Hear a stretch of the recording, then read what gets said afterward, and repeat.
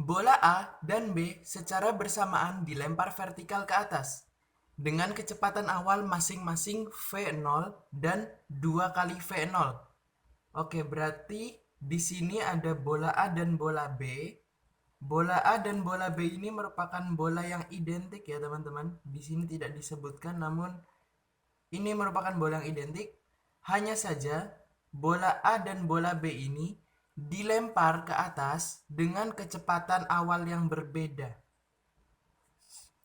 Di sini bola A dilempar dengan kecepatan mula-mula V0A. V0A berupa V0, diketahui di soal V0.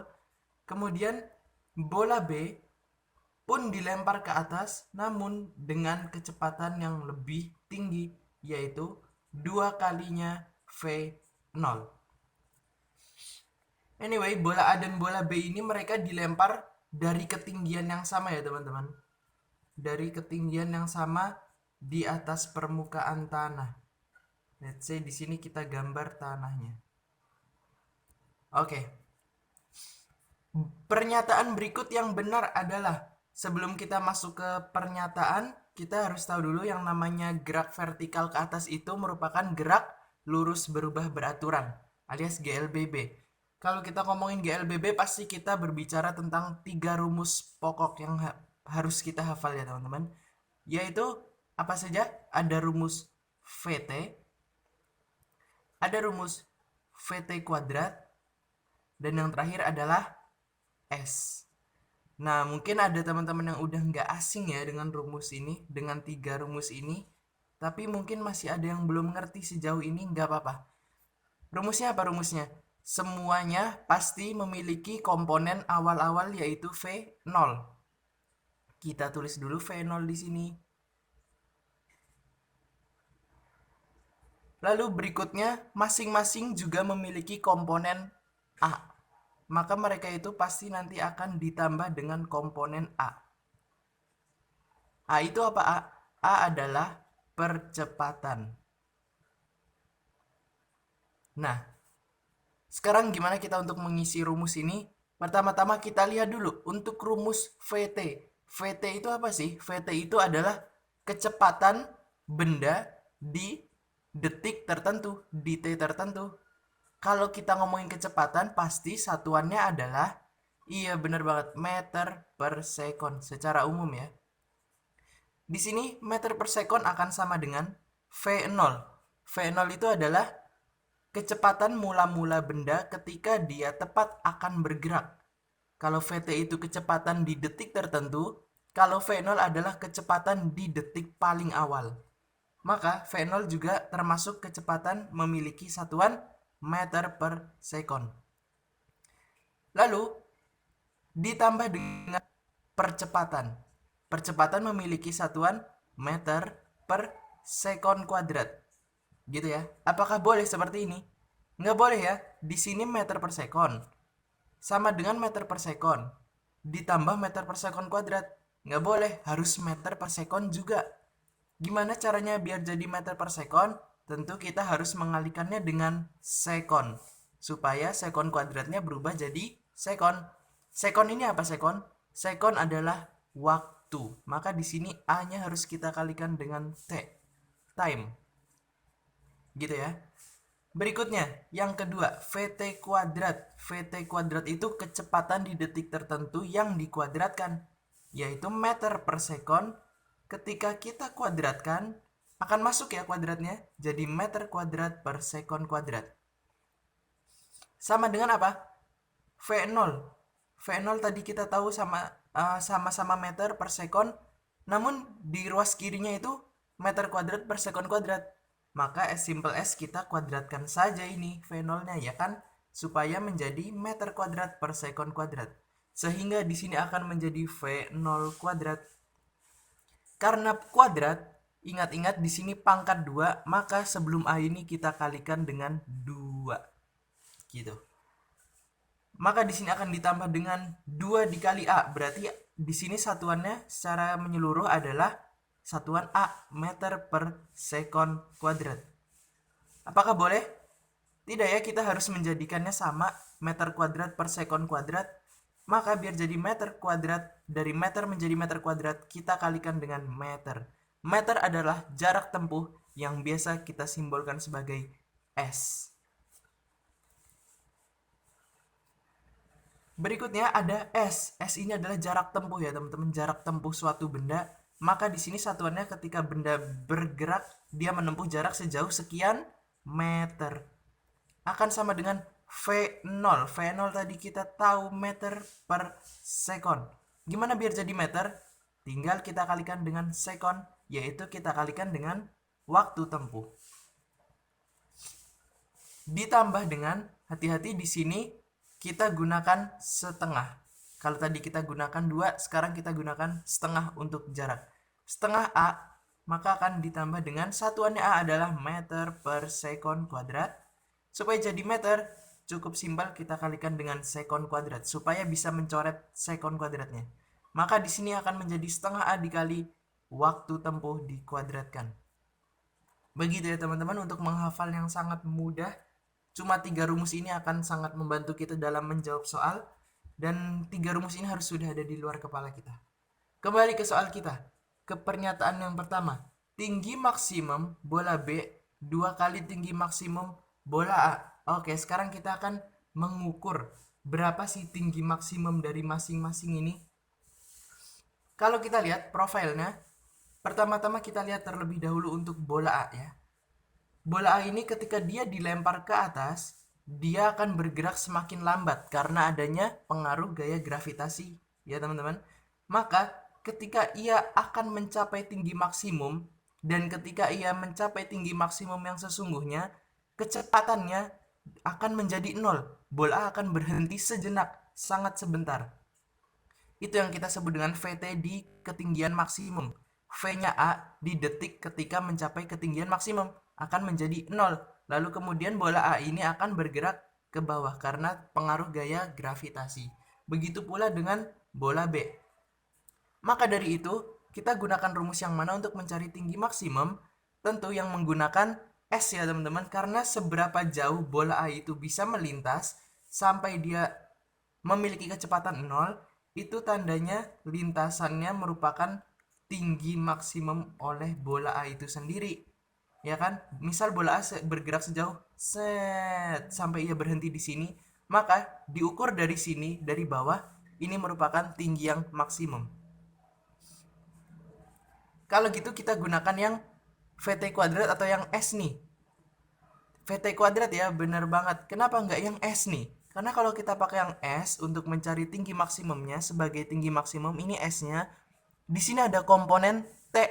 T itu adalah waktu tempuh. Apakah soalnya memberitahu kita seberapa lama bola A dan B ini menjalani prosesnya di udara?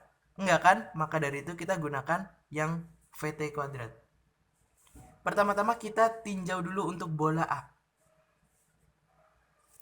Untuk bola A, VT bola A ketika di ketinggian maksimum itu adalah 0 karena dia berhenti di ketinggian maksimum.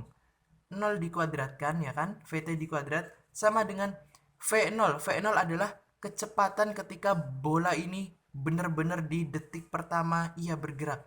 Diketahui kecepatan awal masing-masing di soal ini ya adalah bola A adalah V0. Maka di sini V0-nya adalah ya V0-nya itu sendiri.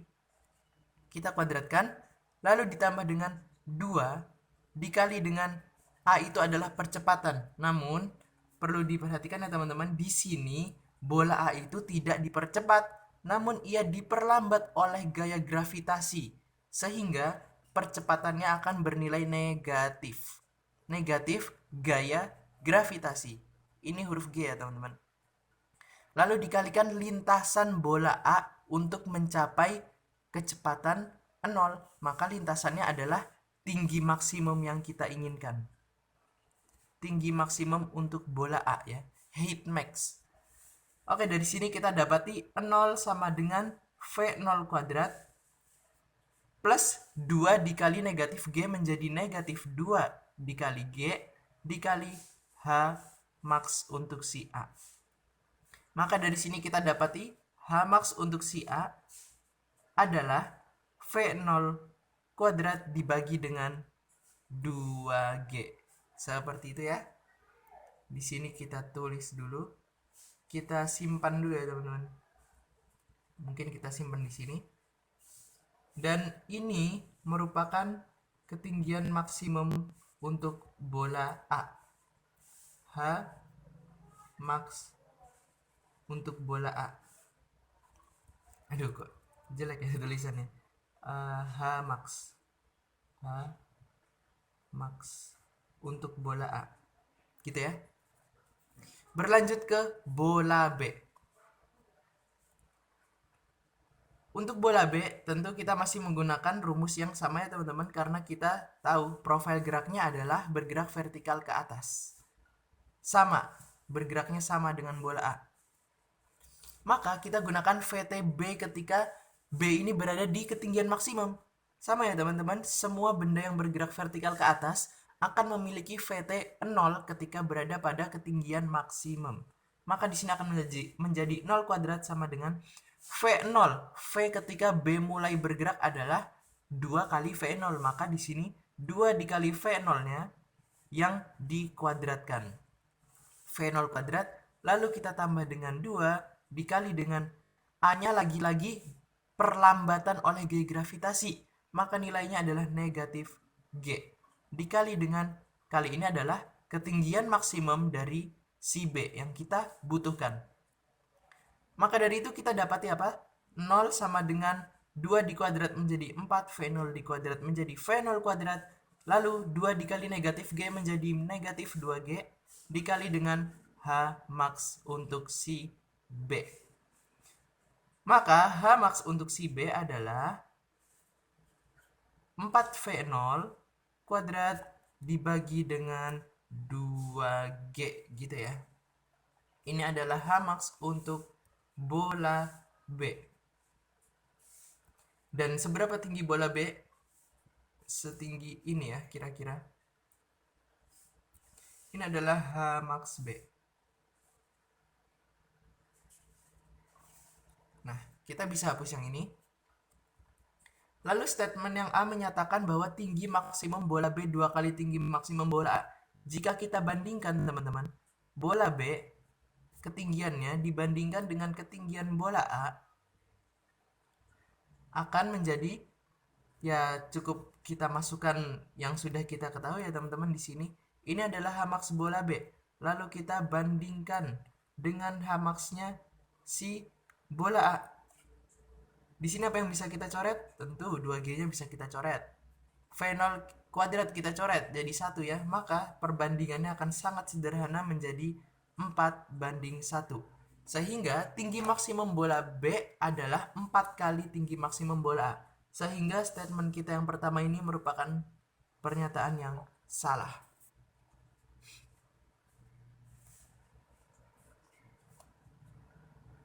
Ini kita hapus dulu ya teman-teman, sebelum kita beranjak ke pernyataan yang berikutnya.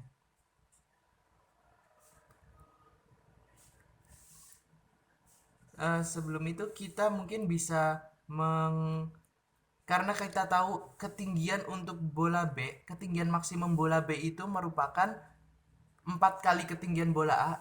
Mungkin di sini bisa kita bilang ketinggian bola A itu adalah H. Sedangkan ketinggian bola B adalah, iya benar banget, karena 4 kalinya jadi 4H.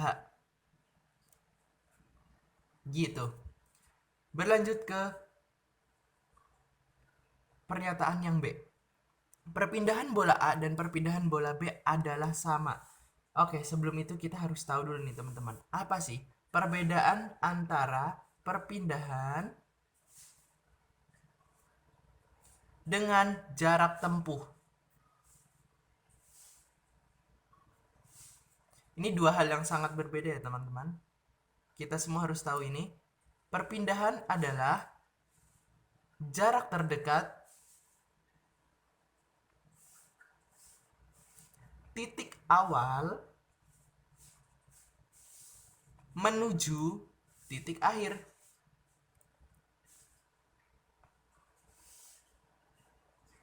Sementara itu, jarak tempuh adalah jarak total dari titik awal hingga ke titik akhir.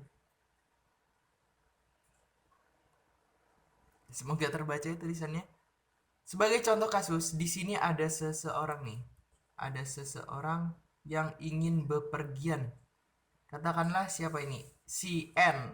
Di sini ada tidak yang inisialnya N. Si N ini bergerak ke utara sejauh 3 meter. Kemudian ia bergerak ke timur. Karena tadi ke utara kemudian ke timur, maka pasti membentuk sudut siku-siku ya teman-teman. Sejauh, di sini siku-siku karena dia ke utara lalu ke timur. Dia ke timur sejauh 4 meter. Berapa perpindahan si N ini? Perpindahannya adalah jarak terdekat dari titik awal hingga ke titik akhir. Maka simpel, kita cukup menarik garis lurus dari titik awal menuju titik akhir untuk mengetahui perpindahan ya teman-teman. So, karena ini adalah segitiga siku-siku dan kita tahu kita bisa menerapkan prinsip Pythagoras. Maka karena jarak terdekatnya atau perpindahannya ini merupakan hipotenusa, maka kita dapat menggunakan akar dari 3 kuadrat ditambah 4 kuadrat. Sama dengan akar dari berapa? 9 ditambah 16, 25. Maka perpindahan oleh si N sejauh 5 meter. Untuk kasus yang sama, masih berbicara si N yang ingin berpindah-pindah tempat ini. Namun, kali ini yang ditanya adalah jarak tempuh, teman-teman. Jarak tempuh. Jarak tempuh tadi kita tahu merupakan jarak total yang ditempuh. Maka, kita tahu si N ini dari mula-mula ia diam, bergerak menempuh jarak sejauh 3 meter. Kemudian ia berbelok menempuh jarak sejauh 4 meter. Maka jaraknya bertambah 4. Lalu ia akan berhenti di situ.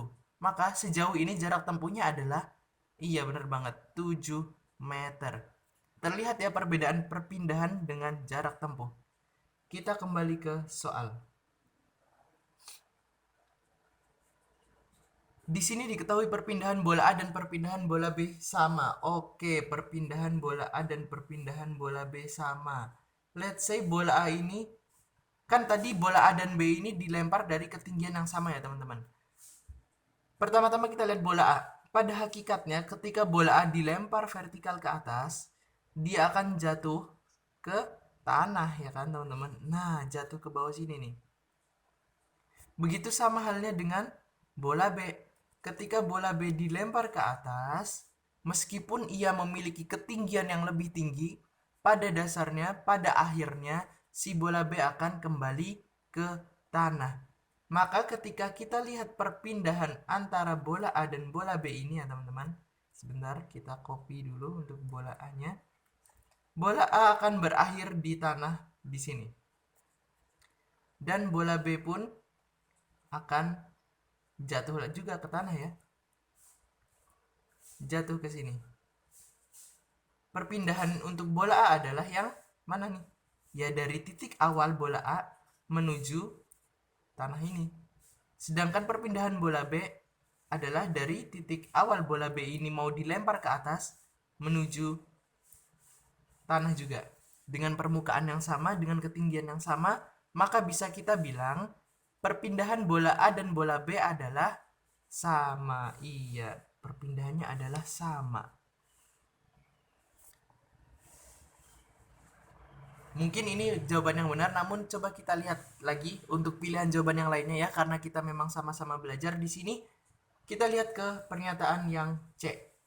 Kelajuan saat jatuh kembali di tanah kedua bola adalah sama. Oke, untuk melihat kelajuan kita gunakan prinsip gerak jatuh bebas teman-teman. Mari kita copy dulu ya untuk bola A dan bola B ini ke layer berikutnya biar kita bisa melihat profil gerak jatuh bebas yang sesungguhnya. Di sini ada bola A. Namanya gerak jatuh bebas itu mereka dari ketinggian maksimum teman-teman. Kita ukur kecepatan ketika akan menyentuh tanah dari ketinggian maksimum ini. Jadi mari kita bayangkan bahwa bola A dan bola B ini sudah sama-sama mencapai tinggi yang maksimum. dan mereka sama-sama bergerak menuju tanah. Bergerak menuju tanah. Begitu ya. Maka di sini kita punya profil apa? Kita punya V0-nya masing-masing. V0A. Kita katakan di sini adalah V0 untuk A. Ketika bola A tepat akan bergerak ke bawah, untuk gerak jatuh bebas itu pasti adalah 0. Ya teman-teman, karena dia mula-mula diam, tidak didorong seperti tadi. Kalau tadi dia didorong ke atas, sementara ini dia jatuh dari posisi diam. Begitu juga halnya dengan si B, memiliki V0B yang berupa 0. Lalu selain V0, kita juga punya S-nya ya teman-teman. Kita punya S-nya. S untuk A mencapai bawah titik tertentu, titik yang sama terhadap B adalah H, sementara B mencapai titik yang sama terhadap A adalah 4H. Maka dari itu kita punya S-nya, kita punya jarak tempuhnya. Kita juga punya percepatan, yaitu percepatan yang tidak dituliskan, namun kita semua tahu di sini berlaku percepatan gravitasi. Maka kita akan mencari kecepatan mereka menggunakan rumus yang mana teman-teman? Setelah kita tahu ada S, ada A, ada percepatan, ada V0, dan kita butuh VT. Of course, yang kita butuhkan adalah VT. Tepat sekali di kiri ini adalah VT kuadrat. Karena kita tidak memiliki berapa lama kedua bola ini melayang di udara. Jadi kita tidak mengetahui berapa T-nya. Pertama-tama, kembali lagi kita tinjau untuk bola A, teman-teman. Maka di sini VT untuk si A kuadrat, ya kan? VTA ketika tepat di atas tanah akan sama dengan V0 kuadrat. V0-nya kita tahu tadi adalah 0 ditambah 2 dikali, ingat di sini bola A-nya dipercepat. Semakin bergerak ke bawah, bola A-nya akan semakin cepat bergerak. Maka di sini gravitasi akan bernilai positif. Dikali S-nya adalah H ya teman-teman. Di sini tadi kita udah wakilkan H. Maka dari itu, VT untuk A kuadrat akan setara dengan 2 dikali gravitasi dikali dengan H. Dari sini kita dapati untuk VT A, kita butuh hilangkan kuadratnya, maka kita tinggal akarkan ruas kanan. 2 dikali G dikali H. Dikali dengan H. Ini dia kecepatan bola A ketika tepat di atas tanah, ketika tepat akan menyentuh tanah mungkin ya. Bisa dibilang seperti itu. Mungkin tadi kita mengasumsikan tanahnya lebih bawah lagi, namun ini kalau kita anggap ini adalah tanah yang kedua, maka kecepatannya adalah segini. Karena lintasannya hanya sejauh ini, tidak hingga ke bawah lagi ya teman-teman. Tadi kita mengasumsikan tanah di bawah untuk mengetahui perpindahan. Namun untuk menghitung kecepatan ini kita gunakan titik acuan, yaitu 4H bagi A dan yaitu H bagi A dan 4H bagi B. Lagi-lagi kita tinjau untuk bola B. Bola B yaitu VT untuk B ketika di depan tanah akan sama dengan V0B. V0B adalah 0 ketika dia akan jatuh, ditambah dengan 2 lagi-lagi percepatan gravitasi mempercepat gerakannya sehingga bernilai positif, dikali dengan jarak tempuhnya. Jarak tempuh S-nya si B adalah 4 kali jarak tempuh H. 4 kali jarak tempuh A, sehingga di sini adalah 4H seperti yang kita temui tadi. Maka di sini akan menjadi VTB ketika dikuadratkan akan menjadi 2 dikali 4 menjadi 8 dikali gravitasi yang positif, lalu dikali dengan H. Sehingga pada akhirnya VT untuk si B, VTB ketika tepat akan menyentuh tanah adalah, lagi-lagi kita akarkan ya teman-teman. Akar dari 8 dikali gravitasi dikali dengan 4H. Oh ya, sorry. Ini dikali dengan 4H. 4H-nya, 4-nya sudah dikalikan dengan 2 sehingga di sini bersisa H, ya kan? 4 dikali 2 menjadi 8. Jadi kita tuliskan H-nya saja di sini. Sudah jadi 8GH. 8GH. Nah, begitu ya. Sekarang kita lihat lagi ke statementnya teman-teman. Yang tadi. Kita akan membandingkan kelajuan saat jatuh kembali di tanah kedua bola. Di sini dikatakan kelajuannya sama. Apakah kelajuannya sama teman-teman? Ketika mereka kembali ke tanah? Beda ya, sangat beda. Di sini akar sama-sama akar. Ada G dan H, ada G dan H. Namun, bagi A adalah akar 2, bagi B adalah akar 8. Sehingga tentu kecepatannya adalah berbeda. Mana yang lebih cepat? Jelas, lebih cepat si B. Sehingga statement ini merupakan statement yang incorrect. Kita silang. Kita silang dulu. Ya. Berikutnya adalah lama di udara kedua bola adalah sama. Waduh, lama di udara itu berarti kita menggabungkan dua kasus ini teman-teman. Kita gabungkan dua kasus. Coba ya, kita bikin dulu layernya. Di sini ada profil gerak ke atas. Sebentar, kita pisah dulu ya teman-teman di sini. Lalu berikutnya di sini kita ambil profil yang gerak ke bawah.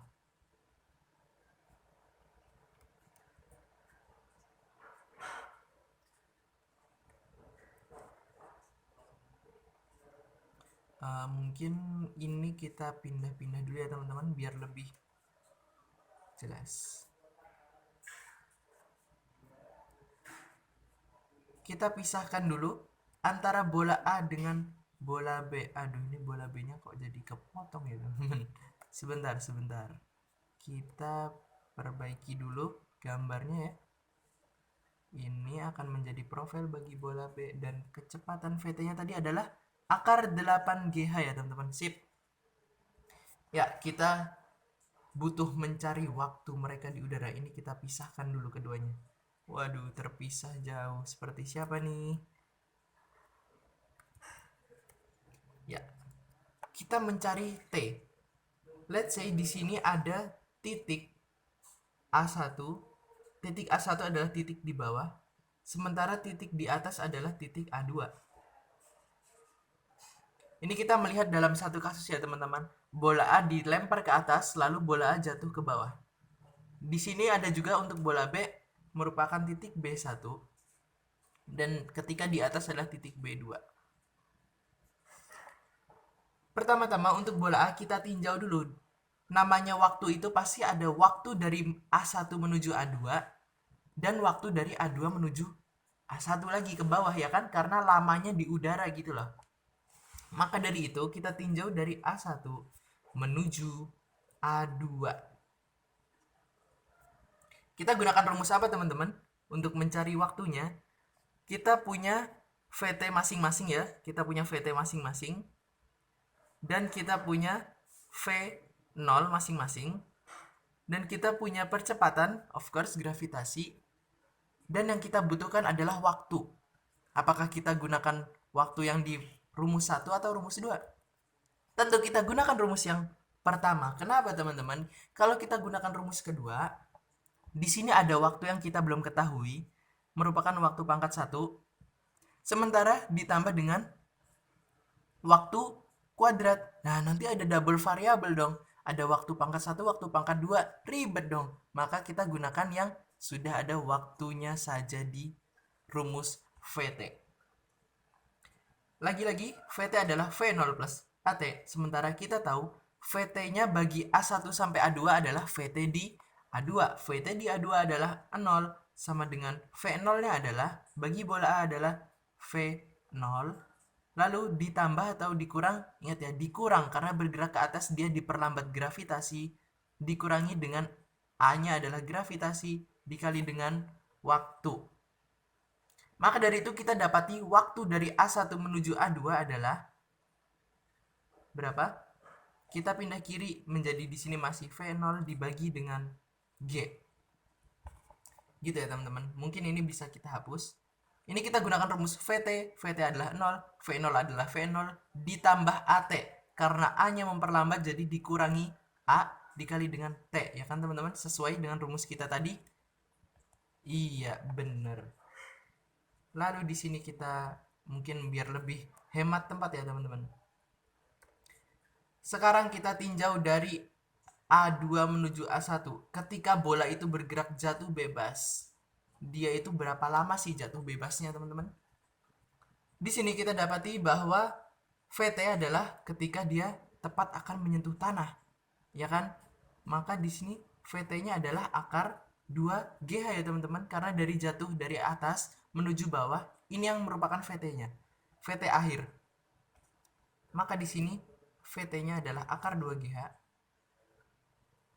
akan setara dengan V0. V0-nya ketika gerak jatuh bebas adalah 0. Karena dia dipercepat oleh gravitasi, maka plus AT, bukan negatif AT. A-nya adalah gravitasi dikali dengan T. Maka dari itu kita dapati T-nya adalah berapa? Akar 2GH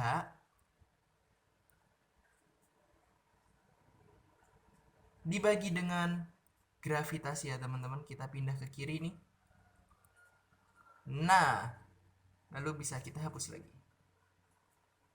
Cukup simpel bukan teman-teman? Iya, mudah sekali ya teman-teman. Yang penting hanyalah pembiasaan teman-teman. Lanjut ke yang B, bola B. Kita harus tinjau dari titik B1 menuju titik B2. Maka di sini berlaku VT adalah V ketika di B2. V ketika di B2 adalah V di ketinggian maksimum, sehingga nilainya adalah 0. 0 sama dengan V0. Hati-hati teman-teman, di sini V0 bagi B adalah 2 kali V0. Lalu kita kurangi ya, karena dia diperlambat oleh gravitasi, kita kurangi dengan G dikali dengan T. Dari sini kita dapati bahwa T-nya adalah 2 kali V0 dibagi dengan gravitasi. Ini kita naikkan ya teman-teman. Nah, yang terakhir, gerak jatuh bebas bola B dari B2 menuju B1. Lagi-lagi VT-nya kita sudah punya, tadi kita sudah ketahui ya. VT ketika tepat akan menyentuh tanah, ketika tepat di atas B1 adalah akar 8GH. Akan sama dengan V0. V0 jatuh bebas adalah V pertama, V awal ketika benda akan jatuh, yaitu 0. Lalu karena gravitasi mempercepat gerakan, jadi bernilai positif gravitasi dikali dengan waktu. Dari sini kita dapati T-nya adalah akar 8GH dibagi dengan gravitasi. Gitu ya. Oke, kita udah punya nih masing-masing waktu. Kalau ditanya tadi diberikan statement total lamanya bola di udara, maka bagi bola A, kita simbolkan saja TA ya teman-teman, akan setara dengan ya kedua waktu ini dijumlah ya, karena sama-sama penyebutnya adalah G, bisa kita gabungkan. V0 ditambah dengan akar 2GH gitu. Lalu untuk B gimana? Untuk B dia akan selama dijumlah juga ya teman-teman. Karena sama-sama per G ya kita gabung saja. 2 kali V0 ditambah akar 8GH. Apakah lama mereka berdua di udara sama teman-teman? Berbeda ya, sangat berbeda jauh. Kita juga jika di logika ngelempar suatu bekel setinggi kepala sama setinggi menjulang sampai awan gitu, siapa yang bakal paling lama di udara? Jelas yang lebih tinggi ya teman-teman. Semakin tinggi semakin lama di udara. Maka dari sini statement yang D dari soal bernilai salah. Lalu bagaimana dengan yang E? Percepatan bola B 2 kali percepatan bola A. Yang namanya percepatan itu akan tetap sama ya di sini selama tidak ada gaya dari luar yang mempengaruhi kedua bola ini. Bola ini kan cuma dilempar terus balik lagi ke bawah. Yang memperlambat cuma gravitasi. Yang mempercepat jatuh ya gravitasi lagi. Maka percepatannya adalah percepatan gravitasi. Sama-sama percepatan gravitasi. Sehingga statement yang A ini merupakan statement yang incorrect. So, kesimpulan kita untuk nomor 1 ini jawabannya adalah yang B.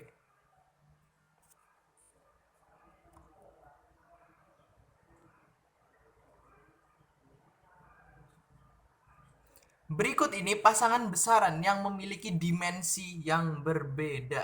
Hati-hati, yang berbeda.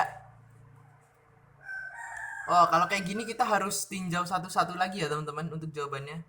Dari yang A, mungkin bisa langsung kita tuliskan saja. Momen gaya. Momen gaya itu juga biasa kita kenal dengan torsi ya teman-teman, torsi. Simbolnya adalah tau. Dirumuskan sebagai apa? Perkalian antara gaya dengan lengan gaya. Ya kan? Gaya yang tapi syaratnya gayanya harus tegak lurus terhadap lengan gaya ya teman-teman. Mungkin bisa kita bahas di video dengan soal yang menyangkut momen gaya nanti ini. Namun di sini kita membahas tentang dimensi. Sementara F dari hukum 2 Newton, teman-teman ingat? Apa rumusnya? F adalah massa dikali dengan percepatan. Lalu di sini kita katakan dia dikalikan dengan L. Kita lihat satuannya. Massa adalah kilogram. Percepatan adalah meter per sekon kuadrat. Sementara L adalah panjang, satuannya adalah meter. Dimensi biasa dituliskan dengan kurung siku ya teman-teman, kurung siku. Untuk massa sendiri kilogram disimbolkan sebagai M kapital. Ini menjadi M pangkat 1 ya. Lalu dikalikan dengan M dikali M, meter dikali meter menjadi meter kuadrat. Meter itu satuan panjang sehingga dimensinya adalah L, dimensi long. Di sini L-nya adalah L kuadrat. Dibagi dengan sekon kuadrat. Sekon adalah waktu, sehingga waktu adalah T, time. Karena dia kuadrat di penyebut, maka di sini menjadi pangkat negatif 2. Ini adalah dimensi untuk torsi. Dan di sini ada energi, kita bebas mau pakai energi kinetik, energi potensial, atau mungkin kita pakai rumus energinya Pak D. Albert Einstein aja teman-teman. Kita pakai rumus energi yang sudah terkenal sejak dahulu. Apa rumusnya untuk energi ini? Ya, bener banget. Simple, M dikali C kuadrat. Pasti nggak asing kan sama persamaan ini?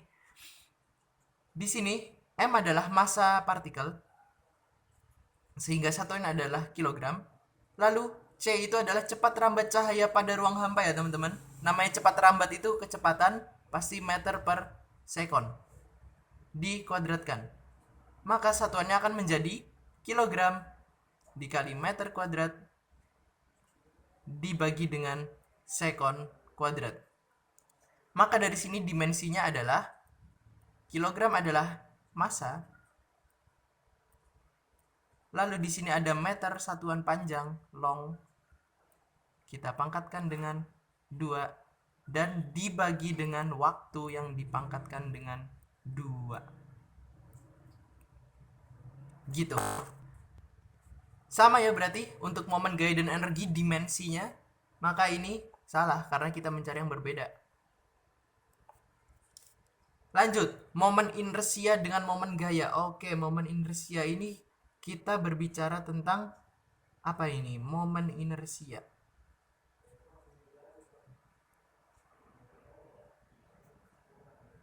Kalau kita ngomongin momen inersia pasti berkaitan dengan benda putar ya teman-teman, benda diputar. Momen inersia itu kan seberapa malas benda itu untuk bergerak memutar. Maka di sini momen inersia masih ingat rumusnya? Iya, bener banget. Simpel ya, M dikali jari-jari perputaran yang dikuadratkan. M adalah massa benda yang berputar, kilogram. Lalu dikalikan dengan panjang jari-jari adalah meter yang dikuadratkan. Maka dimensinya apa teman-teman? Dimensinya adalah kilogram massa dikali dengan panjang yang dikuadratkan. Apakah dimensinya sama dengan momen gaya? Momen gaya tadi kita dapati ml kuadrat t pangkat min 2. Beda ya teman-teman? Beda, maka ini yang seharusnya menjadi jawaban. Kita telah lagi untuk jawaban momentum linier. Oh, sebentar teman-teman, ini nampaknya kita copy di layer yang berbeda. Sepertinya ini ide yang bagus teman-teman. Sebentar ya, sebentar. Turunin dikit. Lalu ini akan kita kebawahin. Kita cut ke sini. Oke. Berlanjut, kita masih berbicara tentang momentum linear. Momentum. Cukup kita tulis momentum aja teman-teman. Biasa disimbolkan dengan P. Momentum itu apa sih? Momentum itu ya ibaratnya sebuah bis yang punya masanya besar, tapi kalau dia bergerak pelan, momentumnya sangat kecil. Kita menyentuh pun rasanya tidak parah gitu, tidak separah ditabrak bis yang dengan melaju kecepatan tinggi ya teman-teman. Masa besar, kecepatan rendah, momentumnya kecil. Namun bayangkan ada sebuah benang yang masanya sangat kecil, namun kecepatannya sangat tinggi. Menyentuh kita, ya sama aja ya, momentumnya akan terasa sangat kecil. Maka momentum itu kaitannya erat dengan massa benda dan kecepatan benda itu sendiri.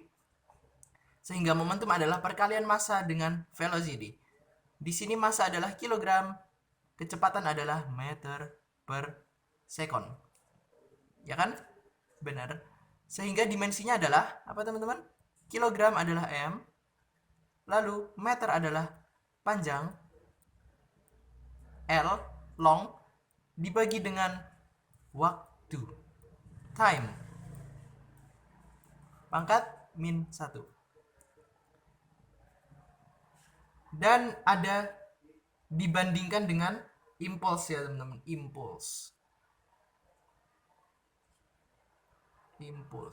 Impuls itu sebenarnya mau dikatakan sebagai perubahan momentum itu juga benar teman-teman. Bisa kita bilang momentum akhir dikurangi momentum awal, maka satuannya akan menjadi ya momentum itu sendiri. Maka momentum akan sama dengan impuls gitu ya teman-teman. Tapi coba kalau kita gunakan rumus yang biasa ada di buku paket ya teman-teman. Impuls itu F dikali perubahan waktu. Iya kan? Iya bener. F adalah M dikali A. Sementara perubahan waktu itu ntar satuannya akan menjadi sekon ya teman-teman. Mungkin bisa kita bilang ini waktu saja. Kita sederhanakan. Sehingga M itu adalah massa, kilogram, dikali percepatan, meter per sekon kuadrat. Dikalikan lagi dengan perubahan waktu, sekon. Hasilnya adalah, dimensinya adalah kilogram, massa, dikalikan dengan panjang ya teman-teman, meter, lalu dikalikan dengan S dibagi dengan S kuadrat, maka sisa pembaginya adalah S, yaitu waktu, sekon. Apakah MLT pangkat min 1 ini sama dengan dimensi momentum? MLT pangkat min 1 sama ya teman-teman, maka ini jawabannya adalah salah. Lanjut, kita ke modulus Young dan tekanan. Modulus Young. Kok merah? Modulus Young. Kalau kita ngomongin modulus Young ya teman-teman, itu pasti kita ngomongin tentang benda yang meregang ya teman-teman, memelar gitu. Dan erat kaitannya dengan tegangan, juga regangan. Maka di sini pasti Rumusnya adalah tegangan dibagi dengan regangan. Tegangan atau tekanan ya teman-teman. Kalau kita ngomongin tegangan atau tekanan itu kita ngomongin hukumnya Pak De Pascal, yaitu satuan gaya per luas penampang, ya, F per A. Dibagi dengan regangan. Regangan adalah seberapa panjang benda itu meregang dibanding dengan panjang mula-mula benda itu.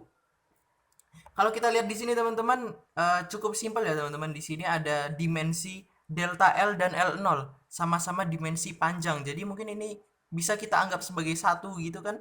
Jadi menyisakan F per A, yaitu menyisakan tekanan ya kan. Sehingga modulus Young akan sama dengan tekanan. Maka di sini pasti langsung salah jawabannya gitu kan teman-teman.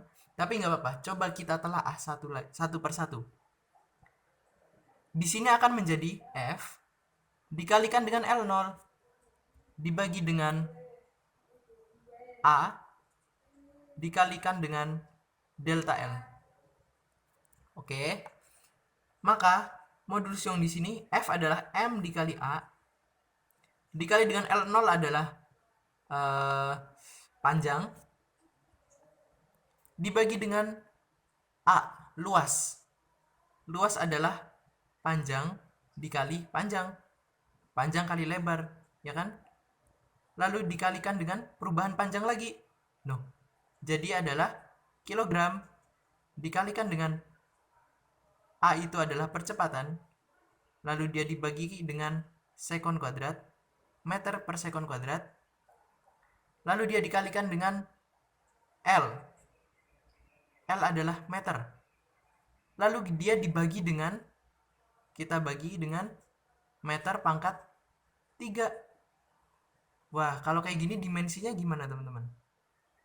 Dimensinya akan menjadi kilogram adalah massa. Lalu meter kuadrat ini akan hilang ke bawah ya teman-teman. Meter kuadrat hilang, di bawah menyisakan meter pangkat 1. Berarti di sini L-nya pangkat min 1. Dan yang terakhir S-nya pangkat 2 di bawah. Time. Min 2. Gitu ya. Oke, sekarang kita lihat untuk profilnya si tekanan, dimensinya si tekanan. Waduh, di sini siapa yang tahu dimensinya tekanan? Sudah tertebak ya teman-teman? Tekanan atau P, pressure, P, siapa yang suka nge-P di sini? Suka memberikan tekanan? Pressure adalah F per A. Dari hukum Pascal, F adalah M dari hukum Newton dikali A dibagi dengan luas penampang adalah panjang dikali lebar. Sehingga di sini akan menjadi meter massa ya dikali dengan meter per sekon kuadrat dikalikan dengan 1 per meter kuadrat atau dibagi dengan meter kuadrat. Maka dimensinya akan menjadi apa teman-teman? Kilogram massa. Di sini meter hilang, bersisa meter pangkat min 1, long pangkat min 1, dan ada time pangkat min 2 ya teman-teman. Pangkat min 2. ML min 1 T min 2. Sedangkan modulus Young ML min 1 T min 2. Nah, jelas ini adalah sama. Salah ya jawabannya ini berarti. Kita silang. Yang terakhir adalah kalor dan usaha. Kita bandingkan kalor dan usaha. Sebentar. Kalor dan usaha ya teman-teman. Kita hapusin dulu ya. Oke. Kalor. Merah lagi. Kalor. Kalor ini sebenarnya bebas ya teman-teman. Kita mau pakai mau pakai asas black boleh. Mau pakai perpindahan kalor juga boleh. Namun mungkin di sini kita pakai hukum perpindahan kalor aja teman-teman. Perpindahan kalor. Kita gunakan kalor yang bergerak. Biar menambah wawasan kita juga kan kalau ngomongin asas black itu Kita udah paham ya, Q sama dengan MC delta T, itu udah dari SMP. Nah, kita sekarang upgrade skill kita ke perpindahan kalor. Rumus untuk perpindahan kalor adalah, konstanta dikali delta T, dikali luas penampang, dibagi dengan L. Kata pel ya teman-teman, kata per L, jadi kata pel. Kalau ngomongin perpindahan kalor, kita ngomongin rumus kata pel. K itu punya satuan sendiri, usaha per meter dikali dengan derajat Celcius. Delta T ada perubahan suhu, maka di sini akan jadi derajat Celcius dikali dengan luas penampang, teman-teman. Luas penampang adalah meter pangkat 2, berarti di sini panjang pangkat 2. Lalu kita bagi dengan L. Sehingga di sini menyisakan apa?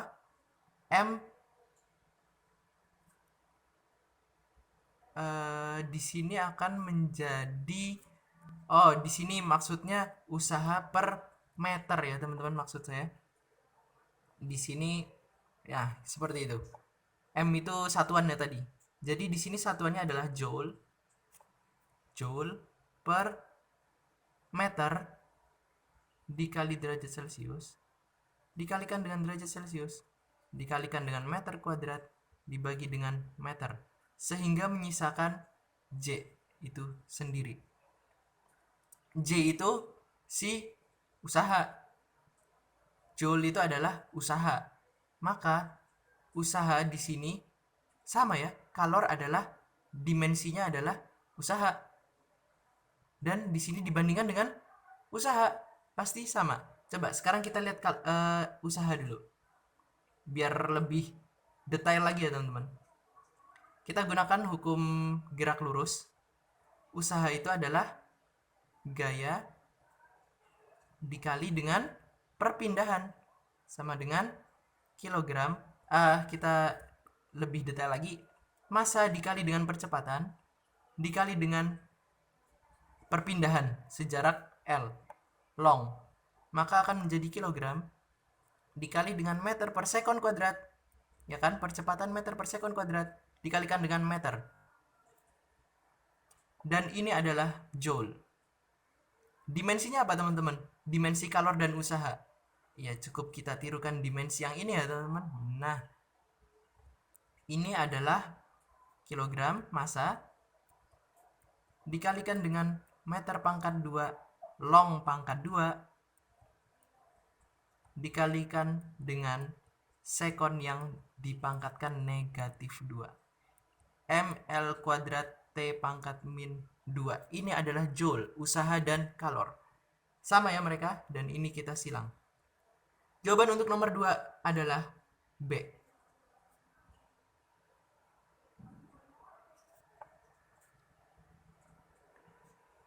Sebuah balok bermassa 5 kg berada pada bidang datar horizontal kasar. Oke. Dengan koefisien gesekan 0,3. Ini kita nggak tahu ya koefisien gesekan apa, mungkin kinetik atau statik. Jika gaya dorong yang bekerja, ini gaya dorong nih, ada F nih, adalah 40 Newton dan membentuk sudut theta sama dengan 37 derajat. Tetanya di sini ya terhadap vertikal. Gaya gesekan yang bekerja pada balok adalah, kita gambar dulu teman-teman. Fisika itu sepertinya akan lebih mudah jika kita menggambar. Sebentar ya, biar kita gambar dulu.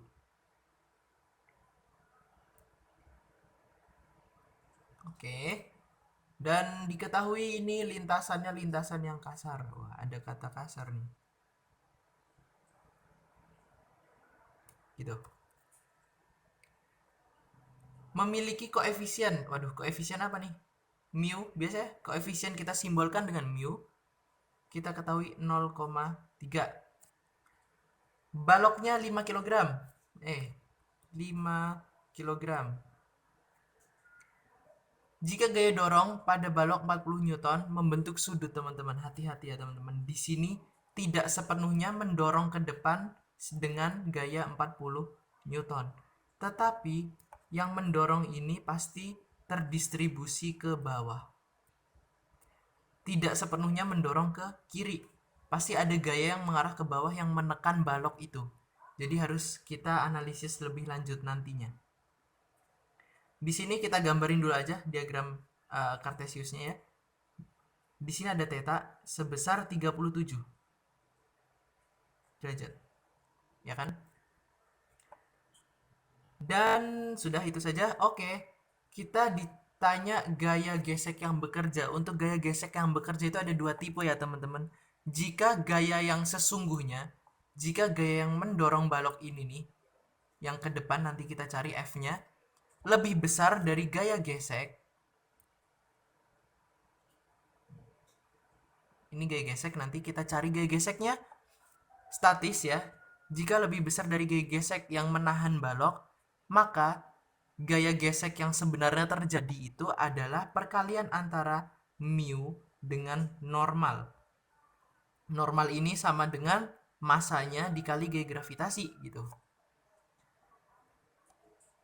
Namun, jika gaya yang diberikan untuk mendorong balok ini lebih kecil dari gaya yang menahan balok, maka gaya geseknya itu akan setara dengan gaya yang mendorong itu sendiri. Karena baloknya emang nggak gerak, emang gesekannya itu setara kita dorong gitu.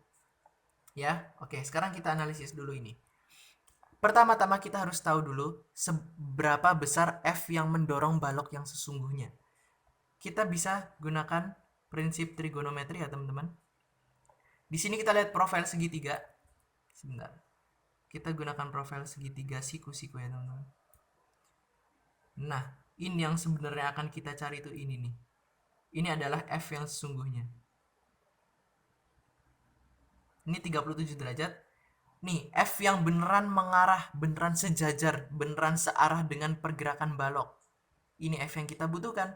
Dan ini merupakan segitiga siku-siku. Kalau kita tahu trigonometri untuk sin dari 37, itu sama dengan, ini 40 Newton ya teman-teman, sesuai gambar.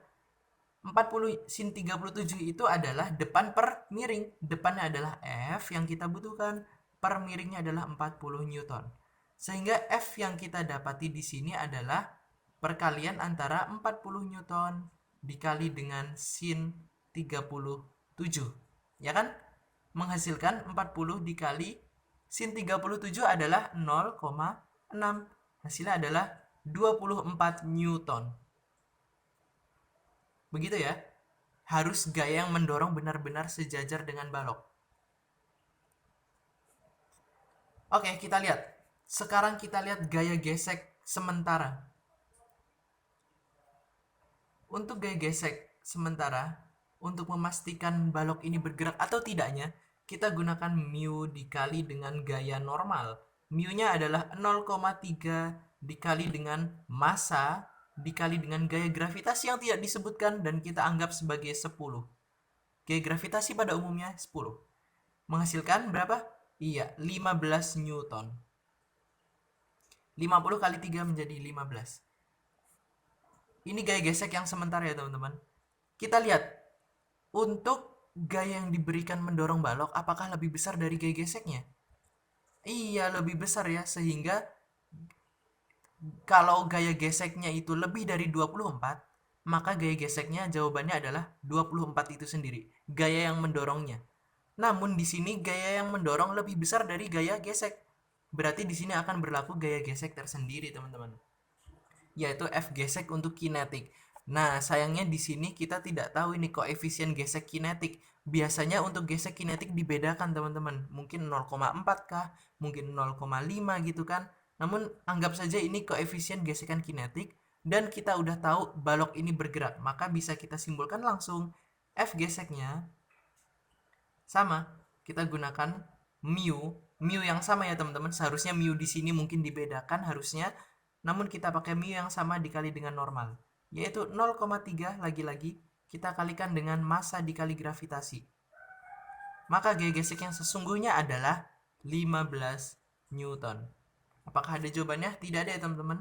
Namun ini jawaban yang sebenarnya adalah 15 Newton ini.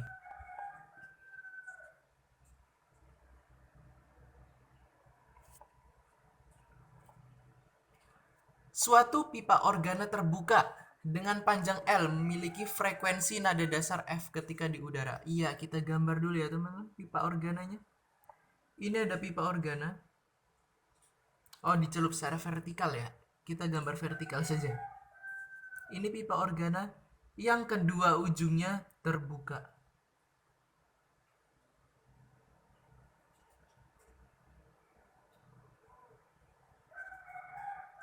Nah, ini merupakan gelombang bunyinya ya teman-teman yang warna hijau. Pipanya itu pipa yang berwarna hitam ini, dindingnya. Pipa tersebut dicelupkan secara vertikal ke dalam air. Nah, pipa yang sama namun dicelupkan ke dalam air. Mari kita anggap ini adalah permukaan air. Dan ini kita gambar airnya lebih nyata ya teman. Nah, ini adalah air. Tuh, ketika pipa organa terbuka, dicelupkan ke dalam air, di sini akan menjadi pipa organa yang tertutup, teman-teman. Sehingga ketika terjadi gelombang bunyi, dia akan dipantulkan oleh tutupnya. Nah, seperti itu ya. Dari pipa organa terbuka dicelup akan menjadi pipa organa tertutup. Jika diinginkan, di sini kita diketahui dulu sebelumnya, frekuensi nada dasar. Frekuensi nada dasar adalah F0. F0-nya pipa organa terbuka adalah F. Dan panjang pipanya adalah L.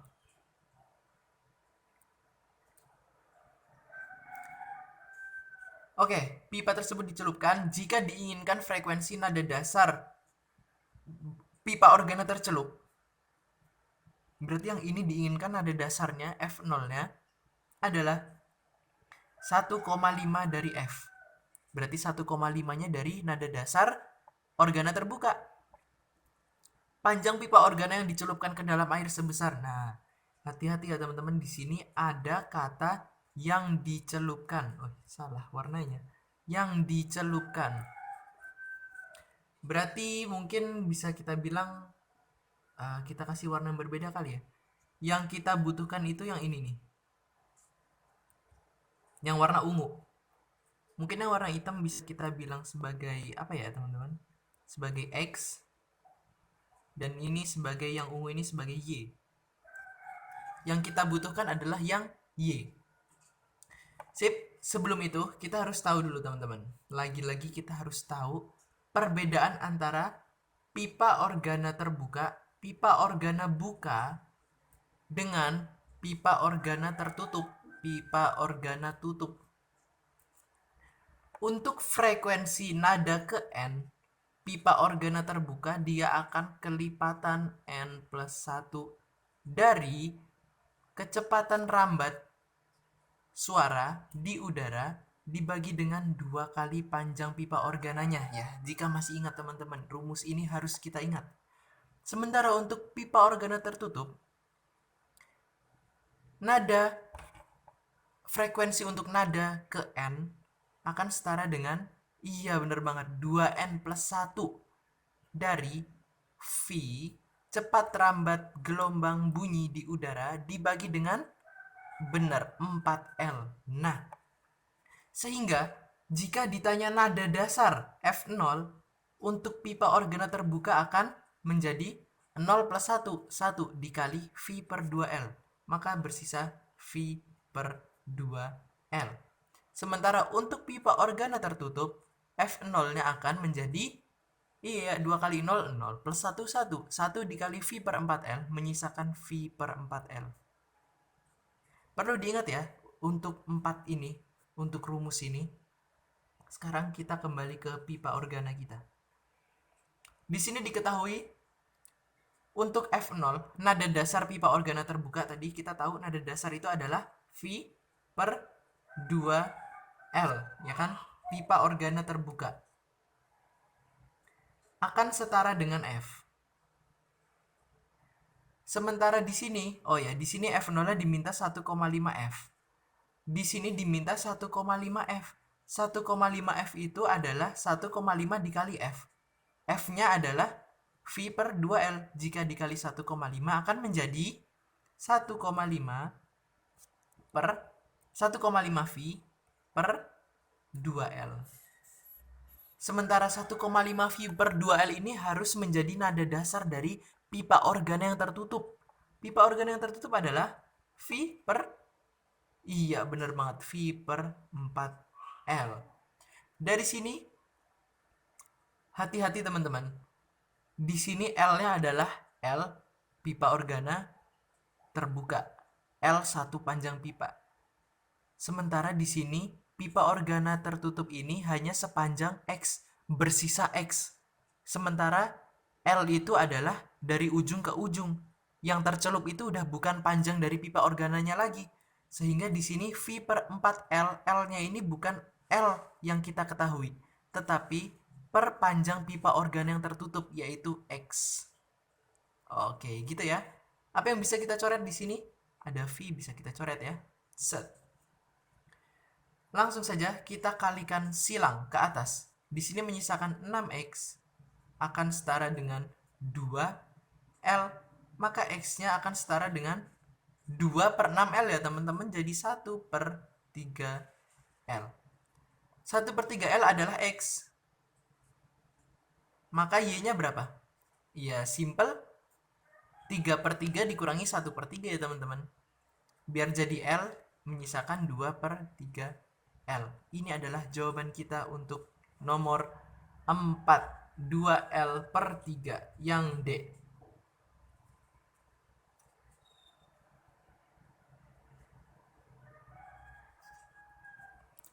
Sebuah tangki berisi fluida setinggi H berada di puncak suatu bidang miring dengan sudut kemiringan theta sama dengan 30 derajat. Terdapat lubang kecil pada dasar tangki ya teman, pada dasar tangki, sehingga fluida memancar dengan lintasan seperti pada gambar ini. Jangkauan fluida R adalah, oke, kalau kayak gini pasti kita diminta jangkauan airnya ya ini teman-teman. Air yang memancar. Sementara itu untuk mengetahui jangkauan pasti kita butuh kecepatan air ketika keluar. Kita harus tahu nih. Di sini V airnya berapa sih? VA ya, kita katakan ini VA. VA-nya kita belum tahu, maka di sini kita bagi dua kasus teman-teman. Aku pindahkan dulu ini ke halaman berikutnya ya.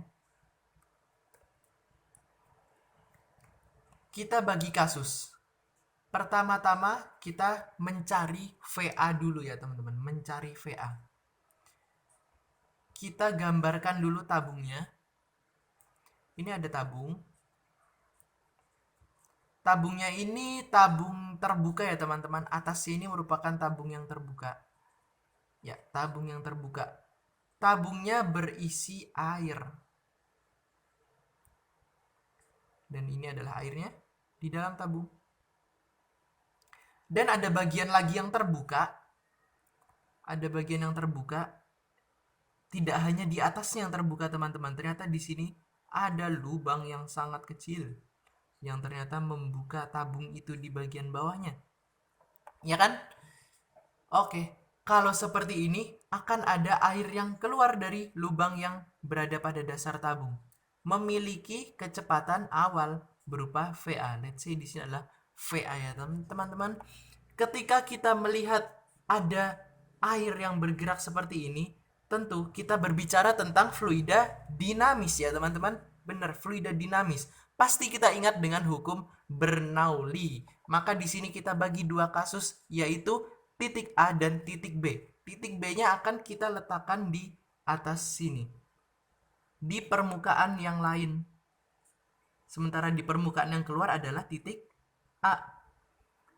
Nah, untuk hukum Bernoulli sendiri, kita pasti ingat ya teman-teman, pasti hafal, yaitu tekanan di titik B ditambah rho dikali gravitasi dikali ketinggian B ditambah setengah dikali rho dikali kecepatan B yang dikuadratkan. Kecepatan air yang turun di B dikuadratkan akan setara dengan, iya benar, akan setara dengan di titik yang satunya teman-teman, yaitu tekanan di A ditambah massa jenis air, massa jenis cairan dikali gravitasi dikali ketinggian lubang A ditambah dengan setengah dikali massa jenis air lagi dikali dengan kecepatan air ini yang kita butuhkan namun dikuadratkan.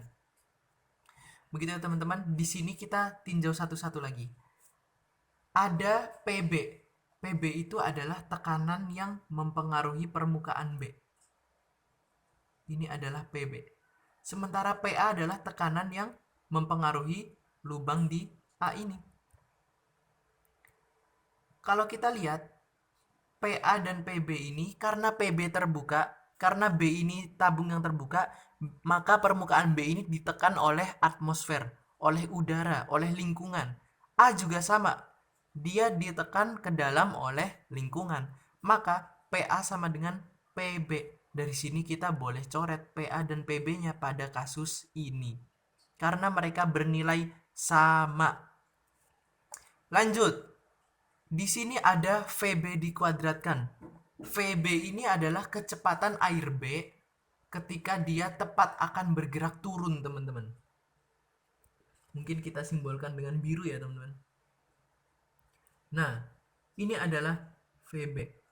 Kita lihat ketika tetesan pertama air di titik A itu keluar, dia pasti memiliki kecepatan, dia muncrat ya teman-teman. Namun karena lubangnya sangat kecil, katakanlah ini satu tetes yang pertama keluar, maka permukaan air di B ini turunnya akan sangat kecil sehingga mendekati 0 kecepatannya. Maka dari itu, di sini kita anggap bahwa kecepatan B ketika si tetesan pertama keluar, tetesan pertama untuk turun adalah mendekati 0, kita jadikan dia sebagai 0. Sehingga di sini 0 kuadrat dikali rho dikali setengah akan menjadi 0. Berikutnya ada lagi yang bisa kita coret teman-teman. Di sini ada HA dan HB. HB itu ketinggian air dan sementara soal itu mengatakan ketinggian air adalah H. Ya kan? Ini adalah ketinggian air. H. Ketinggian air adalah H, sementara H untuk titik A adalah diukur dari bawah sini. 0 ya teman-teman. A ini kan di dasar tangki ya teman-teman kata soalnya. Karena di dasar jadi ketinggiannya beneran ketinggian dasar. Jadi 0. 0 dikali gravitasi dikali rho akan menjadi benar banget 0. Menyisakan apa teman-teman? Menyisakan, oh masih ada yang bisa kita coret teman-teman. Di sini sudah hilang PA-nya dan PB-nya. Lalu sudah hilang juga persamaan setengah rho V kuadratnya. Menyisakan rho GHB sama dengan setengah rho VA kuadrat. Sama-sama ada rho-nya. Bisa kita coret lagi rho-nya. Hilang. Nah, sudah sangat-sangat sederhana teman-teman di sini.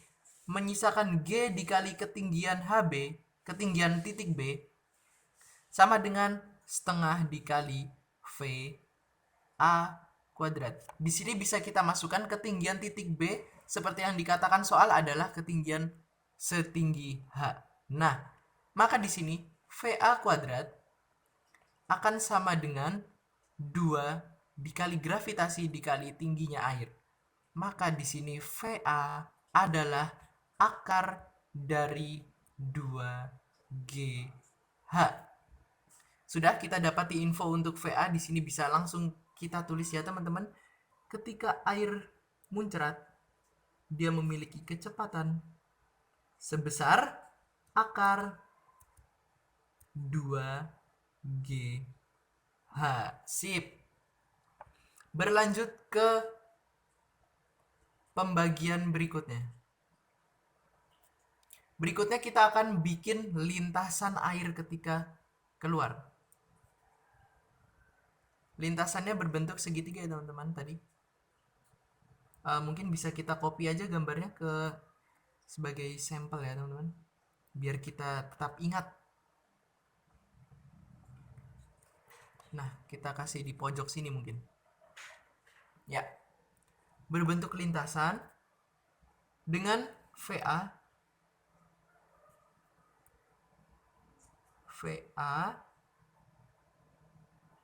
akar 2GH. Ini VA.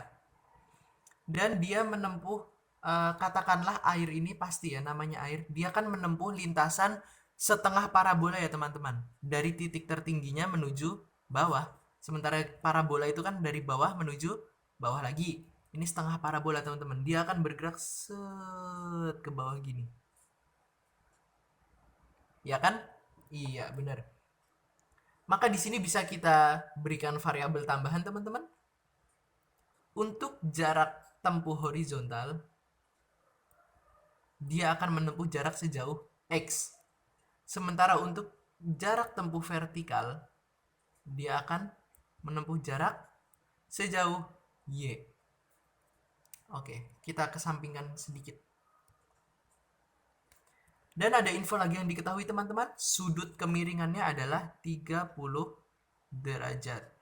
Oke. Pertama-tama teman-teman, kita ibaratkan melihat untuk satu molekul air. Anggap ini satu molekul air.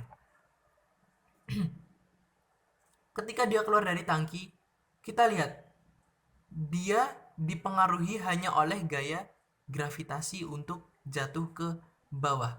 Sehingga ketika dia berada di detik pertama keluar, detik kedua, detik ketiga, detik keempat, dia akan semakin turun ya teman-teman, di sini. Lalu di sini. Lalu di sini nih. Dia akan semakin turun hingga akhirnya dia semakin turun dan mendekati tanah ya. Mendekati batas maksimum di bawahnya. Itu jika kita melihat sebagai gerak parabola. Jika kita melihat gerak vertikalnya saja teman-teman, dia mula-mula keluar ada di posisi setinggi ini. Lalu bergerak ke lebih bawah lagi. Lalu bergerak lagi ke bawahnya. Ke bawahnya lagi. Terus dia bakal turun terus. Ini dari yang tadinya gerak parabola, gerak melingkar, kita jadikan, kita melihat profil sebagai gerak vertikalnya saja teman-teman. Maka akan menjadi apa? Iya bener banget. Akan menjadi gerak jatuh bebas ya teman-teman. Akan menjadi gerak jatuh bebas. Sementara itu teman-teman, untuk gerak yang horizontal, melalui gerak parabola kita akan melihat profil untuk posisi secara horizontalnya. Ini molekul air. Pada detik pertama keluar dia setinggi ini. Let's say tingginya itu kita anggap dalam satu tinggi. Kita lihat gerak horizontalnya. Di detik berikutnya dia akan berpindah posisi maju ke kanan. Dia akan maju terus, ya kan? Berkelanjutan hingga pada akhirnya dia berada pada titik terjauhnya. Dan ini merupakan X ya teman-teman, sejauh X, karena kita sudah ibaratkan tadi sebagai X. Dan ketika kita lihat, dia itu tidak memiliki percepatan ketika bergerak mendatar ya teman-teman. Seperti yang kita ketahui di gerak parabola, untuk gerakan vertikal yang kita bicarakan tadi, gerakan vertikal, dia merupakan GLBB dipengaruhi oleh gravitasi.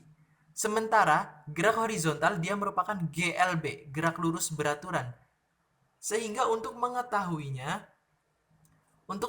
seberapa sih perpindahan X itu, karena dia gerak lurus beraturan, kita cukup mengalihkan VA terhadap waktu tempuh dia di udara. Nah, dari soal sebelum-sebelumnya kita tahu, mengetahui waktu tempuh berada di udara, kita gunakan profil gerak vertikal ya teman-teman. Gerak lurus berubah beraturan vertikal. Oke, sekarang yang kita butuhkan adalah waktu tempuh di udara. Kita tahu yang menggunakan waktu tempuh ada VT dan ada juga S. Kita gunakan yang mana teman-teman? Kita gunakan yang S ya teman-teman. Karena kalau kita gunakan VT, buat apa kita gunakan VT? Kita nggak butuh kecepatan air ketika tepat akan menyentuh tanah ya kan? Kita nggak butuh itu. Kita butuhkan adalah waktunya saja. Maka dari itu kita gunakan S. S di sini adalah apa teman-teman? S adalah Y teman-teman. Di sini kan. Nah posisinya itu. Dia akan jatuh bebas sepanjang Y. Sehingga S-nya bisa kita tulis sebagai Y. S adalah V0 dikali T, teman-teman. Namun ingat, V0-nya adalah V0 jatuh bebas. V0 jatuh bebas adalah 0. 0 dikali T ditambah setengah dikali A. A-nya adalah gravitasi, teman-teman. Karena dia mempercepat gerak jatuh bebas, maka bernilai positif. Dikali dengan T kuadrat. Nah, ini dia T air melayangnya. T kuadrat akan setara dengan 2Y dibagi dengan gravitasi. Maka kita dapati T-nya adalah akar dari, ya teman-teman. Cukup kita akarkan 2Y dibagi dengan gravitasi. Maka boleh langsung kita masukin ke sini. T-nya adalah akar dari 2Y per G.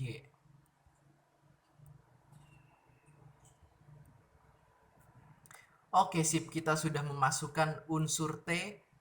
Namun kita juga masih bisa memasukkan unsur VA, teman-teman. Kita punya VA yang horizontal untuk mencari X. Berapa VA-nya? Iya, bener banget. Yang tadi kita temuin di awal adalah akar 2GH. Akar 2GH. Gitu. Maka di sini X-nya kita dapati akar dikali akar, akarnya akan hilang. G akan tercoret sesamanya, ya. Menyisakan 4 dikali, aduh, gimana nih teman-teman cara mengalikannya? Coba kita kalikan secara manual, ya teman-teman. Akarnya akan hilang, maksud saya akan bergabung. 2 dikali H dikali 2Y, maka kan menjadi akar 4HY, ya teman-teman. Akar 4HY. Akar 4HY. Dari sini cukup mendapati untuk X-nya. Oke. Berlanjut, kita harus mencari jarak tempuh fluida, teman-teman. Jarak tempuh R-nya. Tuh, kita harus menyatukan ini, teman-teman. Ini adalah jarak tempuh fluidanya. Kita melihat ada segitiga siku-siku ini. Sepertinya sangat menarik, ya teman-teman. Kita harus mencari jarak tempuh fluida. Maka kita harus kaitkan X, Y, dan R serta sudut yang diketahuinya, teman-teman. Kalau kita lihat di sini sudut 30 derajat, maka di sini secara kesebangunan akan membentuk sudut 30 derajat pula. Ya kan? Iya, benar. Maka di sini untuk sin 30 kita gunakan prinsip trigonometri lagi, ya teman-teman. Sin 30 itu sama dengan Y per R. Dari sini kita dapati Y-nya adalah R dikali sin 30. Oke. Berikutnya, cos 30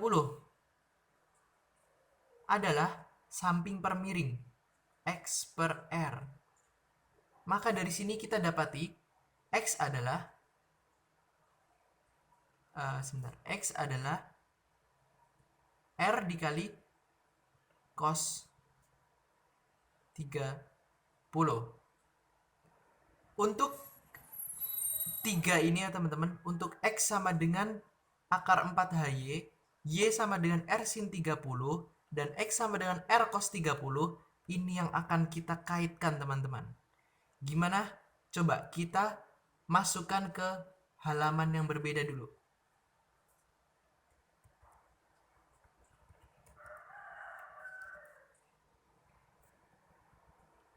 Biar lebih mudah melihatnya, teman-teman.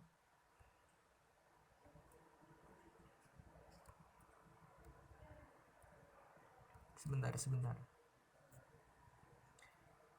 Ini biar kita bisa lebih jelas melihatnya. Oke. Lalu ada X yang kita punya. Seperti ini. Dan sudah. Ya, ini yang kita punya sejauh ini. X adalah X adalah akar dari 4H dikali Y, dan X juga adalah R dikali cos 30. Di sini bisa kita masukkan langsung ya teman-teman. X adalah, X di sini akar dari 4HY. Oke. Maka jika kedua ruas kita kuadratkan teman-teman, akan mendapati X kuadrat sama dengan 4 dikali H dikali Y. Sehingga dari persamaan X kuadrat sama dengan 4HY ini bisa langsung kita masukkan komponen-komponennya teman-teman. Di sini kita naikkan ke atas saja biar kita bisa mendapatkan space yang lebih luas. Oke, dan ini informasi yang kita miliki sebelumnya. Ya, X kuadrat adalah R cos 30 yang dikuadratkan, ya kan, akan setara dengan 4 dikali H dikali Y yang sama dengan R dikali sin 30. Dari sini kita dapati R dikuadratkan akan menjadi R kuadrat. Cos 30 itu adalah setengah akar 3 yang dikuadratkan. Akan menjadi berapa tuh? Boleh dihitung dulu. Akan setara dengan 4 dikali H dikali R dikali sin 30. Sin 30 itu bernilai setengah. Dari sini kita dapati R kuadrat di ruas kiri dan R pangkat 1 di ruas kanan, sehingga R yang di ruas kanan akan hilang, menyisakan R pangkat 1 di ruas kiri. Dari sini kita dapati R dikali dengan 3/4, ya kan? Akar 3 dikuadratkan menjadi 3/2 yang dikuadratkan menjadi per 4. Sama dengan 4 dikali setengah menjadi 2H. Dari sini kita dapati R sama dengan 2 dikali 4 menjadi 8H dibagi dengan 3. Dan R ini merupakan lintasan fluida tersebut. Maka dari soal ini kita dapati jangkauan fluida R adalah berapa? 8H/3. Sehingga jawaban kita adalah yang D.